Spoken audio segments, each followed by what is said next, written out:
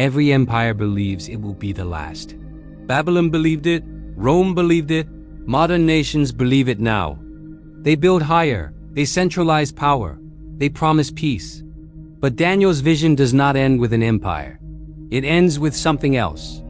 Not an army, not a revolution, not a human government. A stone, uncut, unshaped, unstoppable. Have you ever had a dream that just sticks with you? One that feels so real, so vivid you can't shake it.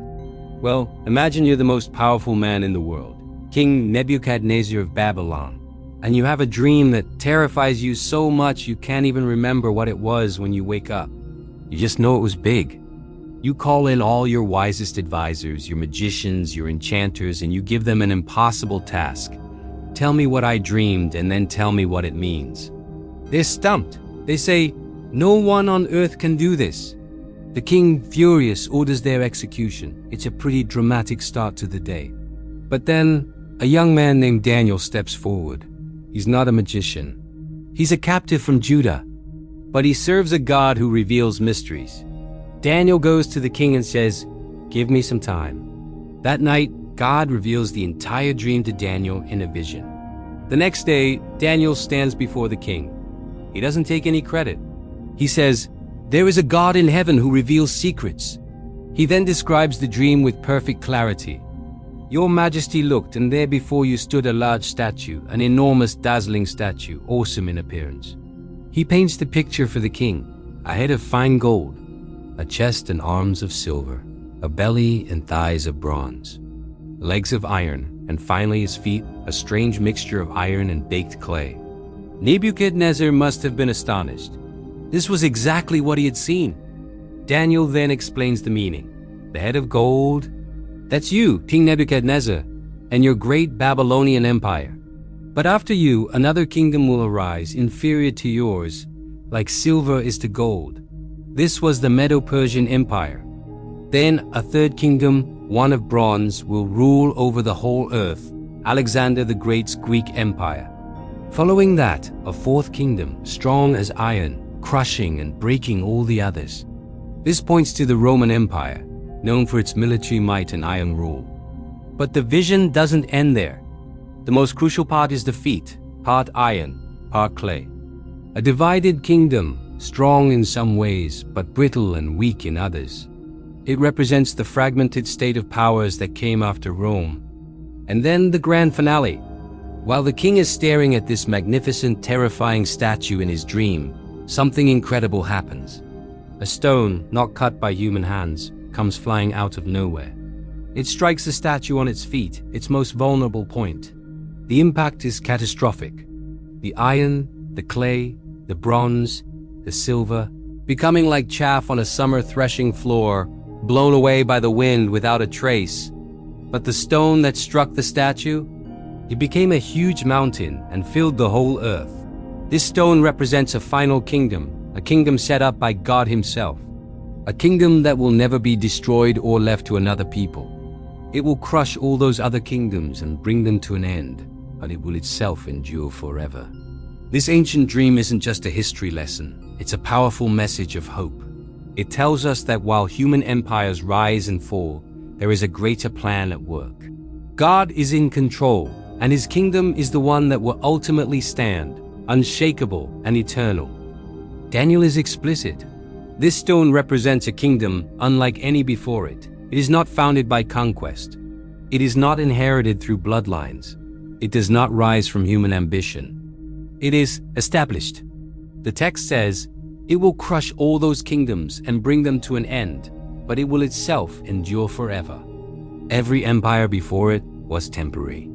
This one is final. A final kingdom before the stone is not unified. Iron mixed with clay, strong but brittle, powerful but divided. Daniel explains, they will not remain united any more than iron mixes with clay. History has seen many attempts to revive empire. Coalitions, unions, global systems built on fragile alliances.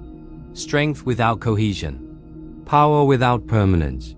The statue is already unstable before the stone strikes. The stone does not grow slowly. It strikes. Suddenly, decisively. The statue does not reform. It does not adapt. It collapses entirely. Gold, silver, bronze, iron, reduced to dust, blown away like chaff. No trace remains. Have you ever thought about how real change happens? It's often not a gentle shift or a simple update. The most profound transformations in history, and even in our own lives, tend to follow a pattern. First, a clearing away of the old, then the rise of something entirely new. Think about a massive forest fire. It seems like total devastation, right? But from those ashes, new life springs forth, stronger and more vibrant than before. It's not just a repaired forest, it's a reborn one. This idea is captured in a powerful ancient vision. It speaks of a great mountain, not made by human hands, that grows until it fills the entire earth. This isn't about coexistence or sharing power. It's about complete replacement. Imagine a tiny stone, seemingly insignificant, that starts to grow. It doesn't just get bigger, it expands, pushing aside everything in its path until it's all that remains. This stone becomes a mountain, a kingdom that stands alone, absolute and final. This isn't just about tweaking the system or making a few reforms. Reform is like putting a patch on old clothes. It might hold for a while, but the original fabric is still there. What we're talking about is a total change of wardrobe. It's throwing out the old, worn-out garments and putting on something brand new.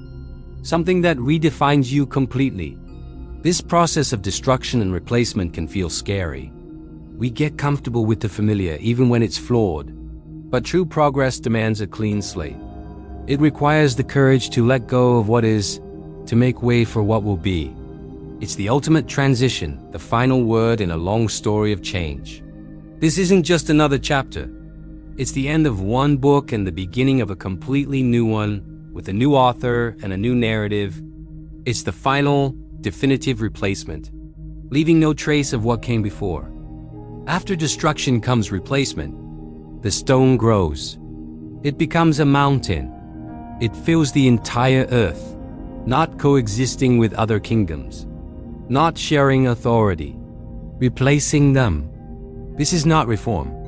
It is final transition. Every previous prophecy could be dismissed as coincidence. Empires rise and fall. Cities collapse. Nations return. But this one does not describe history repeating. It describes history ending. No successor empire is named. No fifth metal appears. There is no sixth stage. Only permanence. Daniel's prophecy does not flatter humanity. Human kingdoms grow weaker over time, not stronger. Gold to iron. Unity to division. Progress does not save them. Technology does not stabilize them. They collapse at the foundation. The statue was impressive, tall, powerful, and imposing. But it was standing on fragile feet, and the stone was already coming. Not cut by hands, not delayed by politics, not stopped by borders. History has followed the vision precisely so far.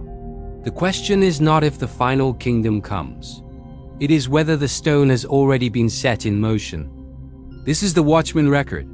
Thank you for watching. Leave any comments below and don't forget to like, subscribe, and share.